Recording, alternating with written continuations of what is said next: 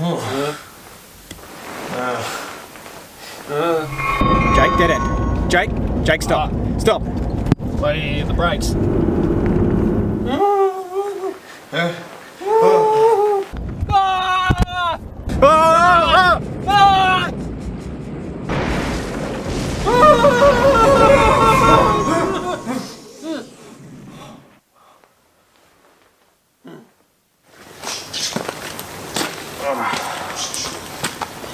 Man, I have bad dreams.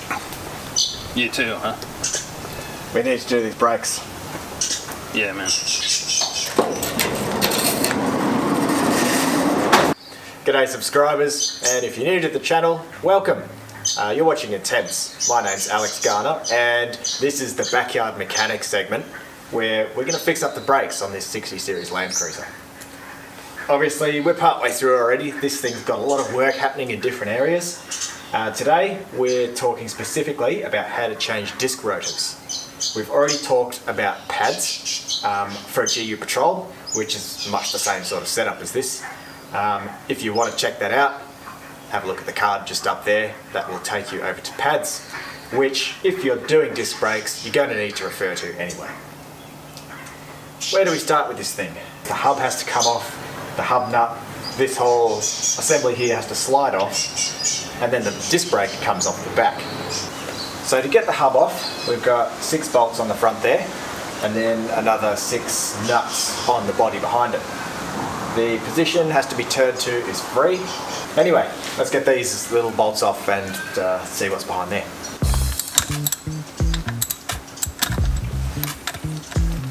You see, if I turn this slowly, it's just turning the disc, which sounds horrible by the way, but if I brake it quickly, they unlock.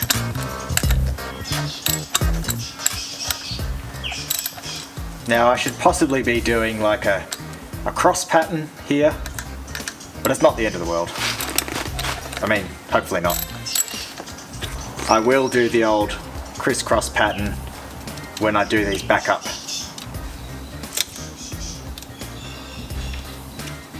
Okay, now to remove the body here, there is a circlip just inside, which I have to pull off. And to do that, I'm going to use this set of circlip pliers. So when I squeeze the handle, the top spreads apart. So to get the snap ring out, I just have to find the gap in the ring.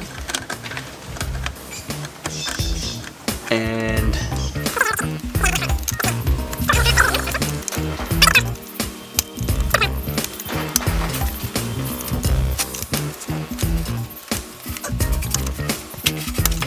that's it. There she goes. Alright. Step number 1 is off, and now we've got to get these 6 free. Now, for that we need a bit of this and a bit of 12mm action, right? And just go on and crank them off. Same technique as before, seems to work a charm. On these, you take the nuts off, you pull the washers off, and right here are these weird little cones, and they kind of lock it in position. They can be a little bit tricky to get out, and what you're supposed to do is have a brass drift. So brass is nice and soft, and you kind of use it like a punch. You get your hammer and you tap it on the end of the thread. Because the brass is nice and soft, it doesn't damage the thread, but we don't have one of them. So what I'm hoping, sometimes these things can actually be as loose as a pair of granny undies, which is not going to present me with a problem, and I'm hoping that's what I get. So I'm just going to try and tap around the edges lightly, see if they free up. Otherwise I'll have to try and find a brass drift or some alternative.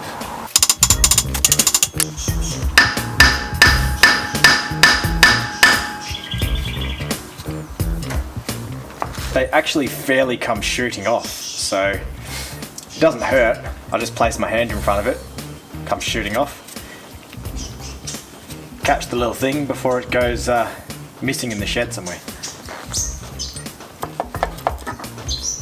There she goes. Right now we're at the point where your caliper assembly is going to start getting in the way. So the caliper here uses a hard line. So I'm going to have to disconnect the hard line on the caliper.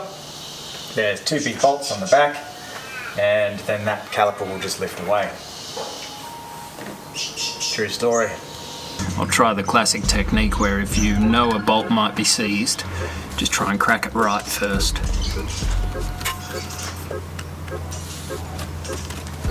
So it's not going to move right.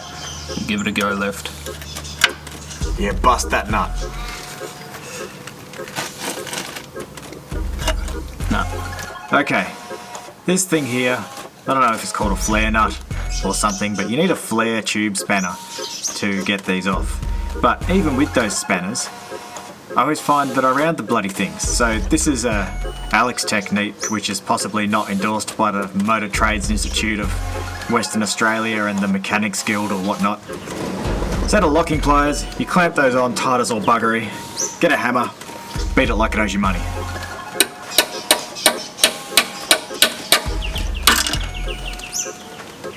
That's not supposed to happen. Oh no!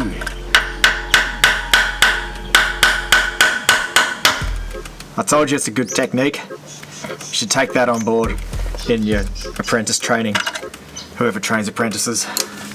Right, in here is the bolt that holds the caliper to the hub area. It is a 17mm. Use this big breaker bar and break. Oh. Caliper. That's going to need a clean up. Next part, we've got a locking nut in here. Now, behind all the grease, you're going to want to wipe away a bit of that grease. You will find a large 54mm nut. So for that, you need to get a hub socket. I think 54mm is pretty much the standard hub nut size for just about any Landcruiser with a solid front end. Of course, double check that, don't trust me on everything I say. But before you can use that, there's a locking ring in there as well. So to deal with the locking ring, you need a little cold chisel and your hammer. Now what they do is they tend to use, actually a punch would probably do as well, a small punch or cold chisel. What they do is they adjust this nut up to get the preload correct on all the bearings, and behind that sits the lock washer, and then they bend the tabs over. So these tabs come around the sides of the nut so as the thing can't come undone. So of course you've got to bend them back.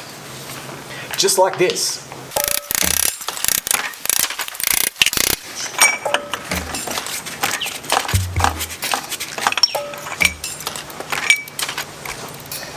These things are rarely ever very tight. And they don't have to be. They have to be tight enough at first to set the preload, and then just enough to hold it all together so your bearings don't come loose. Now, if I'm not mistaken, and often I am, this should just come away now. It's still connected. Turns out that we had lock nut, and then there's the lock washer, which I thought would just slide off with the lock. Behind the lock washer is an adjusting nut. That made me look like a fool, buddy. There we go. So this is really as deep as we need to go. So over here at the workbench, it's a bloody mess like every good backyard workbench should be. The reason we're over here at the bench vise is to separate the hub on the front here to the disc brake. It looks like one single unit, but it's actually not. And to do that, I'm just going to slap it in the vise. Like, I don't care, we're replacing it. 16mm socket, Lecky rattle gun, clip it on.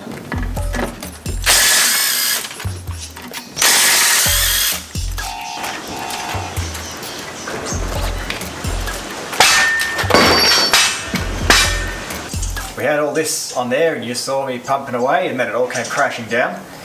And that actually wasn't the hub separating from the disc. That was, I was using the wheel studs to rest the press and stuff on, and it pushed two of the wheel studs out. So I thought, oh well, I probably have to remove them anyway, because they'll have to go in the new discs. So I went around and I used the press to pop all 6 of them out. And then when I reassembled the hub and disc thing on the press, I literally just touched the handle and it fell apart. So as it turns out, unlike previous vehicles on the patrol I'd done, where you just tap it until they separate, you actually have to press the studs out for the whole lot to come apart. So do as I don't and get it right the first time. Now, oil and brakes don't mix that good. Makes it a bit slippery, makes it quite ineffective, which was probably half our problem with this. There's a lot of grease and oil leaks around the brake area. So we want to get them all cleaned up and sorted out, which is what Jake's been working away at. Right now he's pulling the caliper apart, pulling the brake pads out and everything and giving it a good degrease. We're going to do the same for the hub because that's pretty messy. Look, in your case, if your car's in pretty good nick, doesn't have any leaks, you can just go ahead and slap that disc and hub thing together, which is what we'll skip to now. So bad. The new brake disc, DBA, Kangaroo Paw Design, 4x4 Survival Brake Series, T2. We've got 2 of these discs because you never just replace one. If you're doing your brakes, you always replace both of the front or both of the back. You don't have to do front and back, but you always have to do them in pairs. Comes with a piece of cardboard, some blue plastic, or one of these delicious flavouring packets you add to your 2-minute noodles.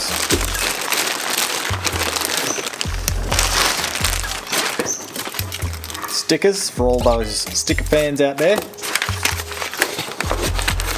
And horn. Shine on, you crazy disc brake. So here's my hub. Yours doesn't have to be devoid of bearings, but we've stripped this one back because the bearings needed a re-grease. So it's fully cleaned up and we're ready to get that brand new disc on it. But there's a little bit of prep we have to do first. This here is the mating surface where the new brake is going to sit. And you want to make sure that surface is immaculate, so clean, you could eat off it. Because if you don't, you get a little bit of grit or a little bit of mud or a little bit of rust in between there. And it puts your hub nice and straight, but your disc off just a little bit. And that disc is going to be chewed out like the inside of a cob loaf at a party full of stoners in a couple of thousand Ks. So, you're going to get on this thing. I got the drill with a mini wire wheel. Like I said, it's not too bad. You might need to use a more aggressive wire wheel or a little bit of emery paper. And you're just going to clean it up. Alex, Yeah. just because I love your work, here is a beer that won't be named inside of a car builder's stubby holder. Does it taste like a car builder? What is this MIDI bullshit? He's picked up that I've paid him in middies.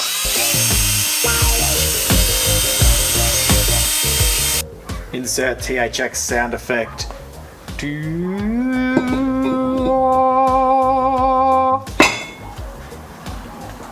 How good. Now, just be wary that you don't do what Alex would usually do and stuff it up. Make sure it's around the right way.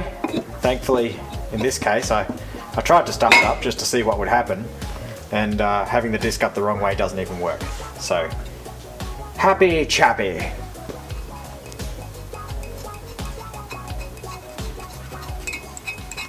Now I've got the wheel studs.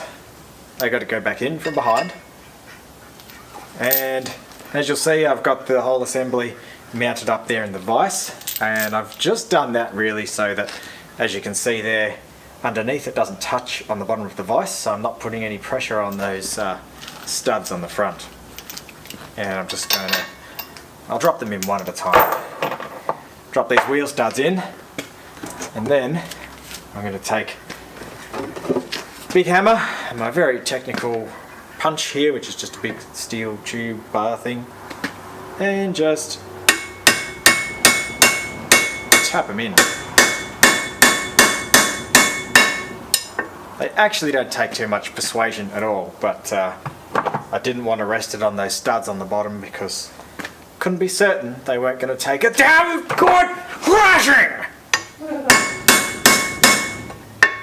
Now here's a tip which I've just noticed over the years of working on things. When you're driving something in like a bearing race or these studs, you can actually hear the point where it makes contact and it's driven all the way home. I don't know if you'll be able to hear it through the camera, but it turns from more of a hollow thud into a quick metallic thud, and I can actually feel this rod sort of bounce back up at me. That's how I know when it's in place.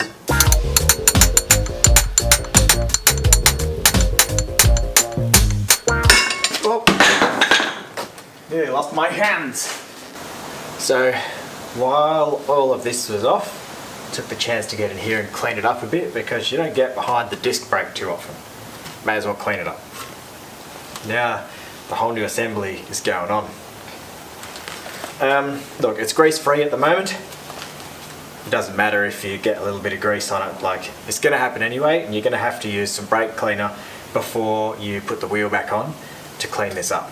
If you're just changing the disc, you've already got all your seals and bearings in place. That front bearing will be the only one you've taken out, and as you push it on, you just got to make sure it stays in there. Now it's not quite seated right yet.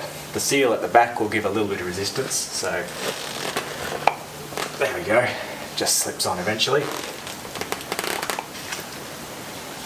Stick that bearing in there, and now it'll be time to start seating the adjusting nut, the thrust washer, the adjusting nut, the locking washer, and then the locking nut. Just like this. It's a slippy gypsy because I've covered it with grease.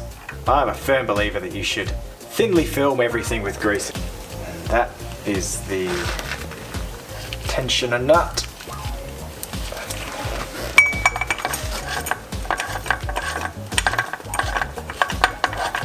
Got the big 1/2 incher here. Tool Pro torque wrench, and setting this to 59 Newton meters. Whoop, there it is. Now that that's tensioned to 59, we just rotate the disc a few times. And then we check the tension again. The measurement is 59 again. So basically you tighten that to 59, you swivel it back and forth a few times, your bearings will settle a bit, and now we just tighten it back to 59. It'd only loosen a little bit. And we do the same thing a couple of times. Give it a quick swivel. Now we back it off, and we're going to set the torque wrench to 6.8 Newton meters. And what we do is we use a spring gauge. I don't have my spring gauge here. I've left that at home, so I'm going to have to actually come back and do this properly another time, but I'll explain to you how it works. Spring gauge is a handle and it's got a hook on one end, and you hook it onto something, probably the wheel stud there, and you pull your spring gauge, and as it spins that hub around, the spring moves and it shows you how many kilos of force you're using to do it. So for this, it needs to be between 0.4 and 3.3 kilos. So 400 grams to 3.3 kilos. And as we go along, if it's outside of that range, if it's too tight, if it's 5 kilos, then we back this nut off a little bit, swivel it around a few times, measure again. If it's too loose, which, to be honest, like much looser than 400 grams is pretty loose. If it is too loose, you nip it up a little bit more. This funky piece goes in here. It's got a little tab there. You make sure that's located right. And put the lock nut on. Now with the lock nut, we get extra enthusiastic on the torque wrench. 78 Newton meters. So remember, your first nut there already set the perfect amount of preload. The torque on this one is not going to affect the amount of preload on your bearings. The torque on this is just to lock it all in place.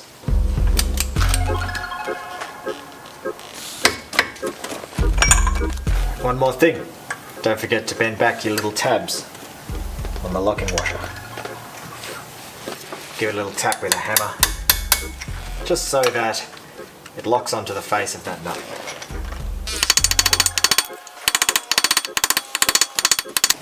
New gasket, oh god. Jake made that from scratch, out of a piece of gasket paper. Not bad, not bad. Now, try and get the hub on. There we go. Cone washer, followed by lock washer, followed by nut. Now these guys we also torque. Got my smaller torque wrench, 3/8 drive, set that to 32 Newton meters. And now putting them back together, I'm just going to work my way around in the trusty old crisscross pattern.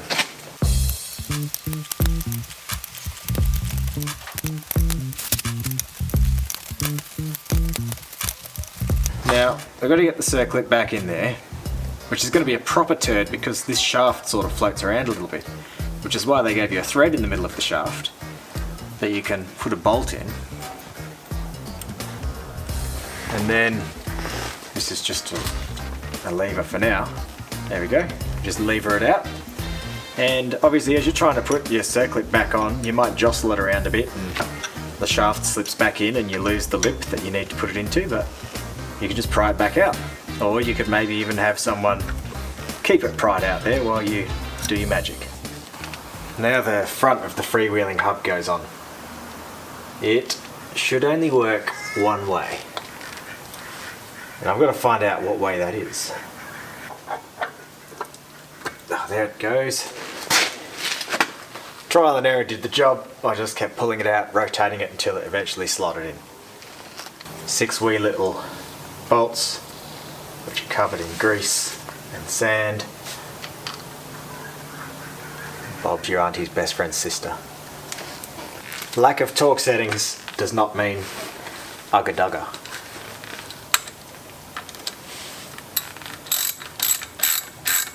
Obviously 8 Newton meters is not very tight at all. I'd judge by hand after that. 8 Newton meters is not 8 ugga-duggas. No. Caliper is the last thing that needs to go on, right?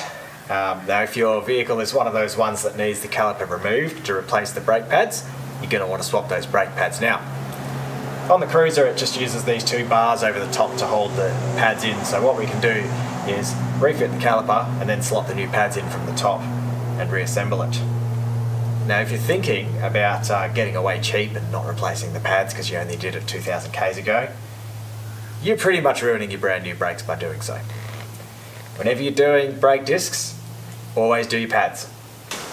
The caliper's on, the new pads are in, and if you're not sure how to do pads, I haven't got into that detail here because I've already done a video just on that.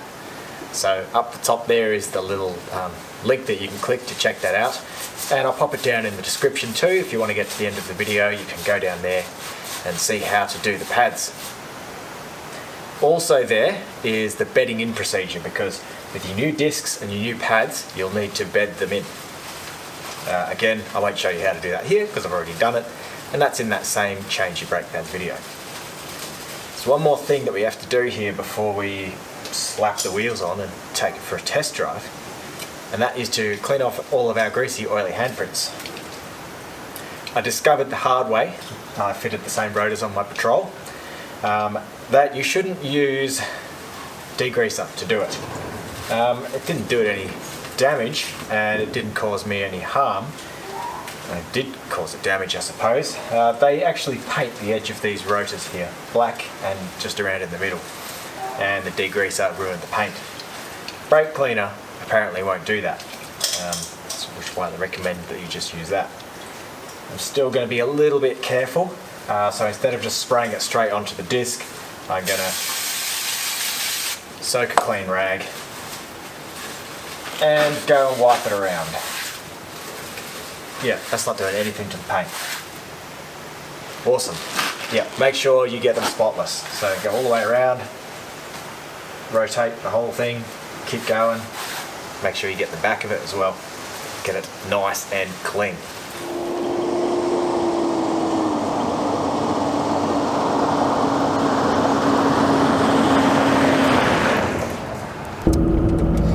So that is how you do disc brakes on a 60 series Landcruiser.